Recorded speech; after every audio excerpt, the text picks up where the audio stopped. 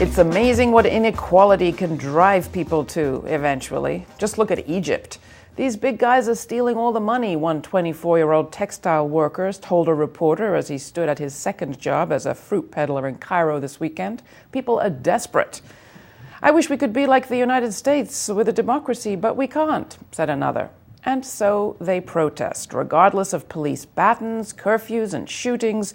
With over 100 dead, a march of millions is scheduled for Tuesday. In spite of what some on Fox News and in the Israel lobby's camp have been seeking to argue, namely that these protests in Egypt are all the work of Islamist radicals, every report from the ground contradicts that. As in Tunisia, the protesters seem to be driven by fury at poverty, lack of options, lack of possibilities, and the looting of their state by the superpowerful. It's an equation we understand elsewhere. A massive gap between rich and poor is inconsistent with democracy. But before you get carried away with third world conditions over there, try over here. On Friday, a guest blogger at Eve Smith's Naked Capitalism blog noted something remarkable. The U.S. actually has a much greater level of inequality than Egypt or Tunisia or Yemen. The Gini coefficient is a number economists use to measure inequality, and the U.S. is ranked as the 42nd most unequal nation.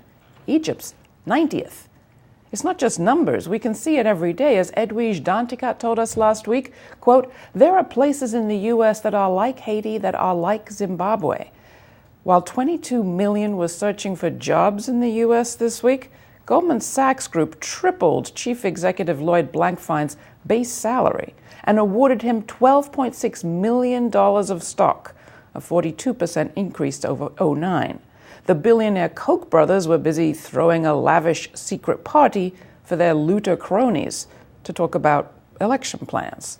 The average American may not be suffering the way the average Egyptian has been, but as Danticat noted, there is a tendency to exaggerate the suffering of what we think of as the third world while assuming that the U.S. has it better.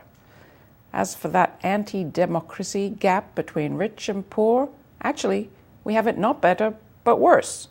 And here, too, our democracy suffers. What are we going to do about it?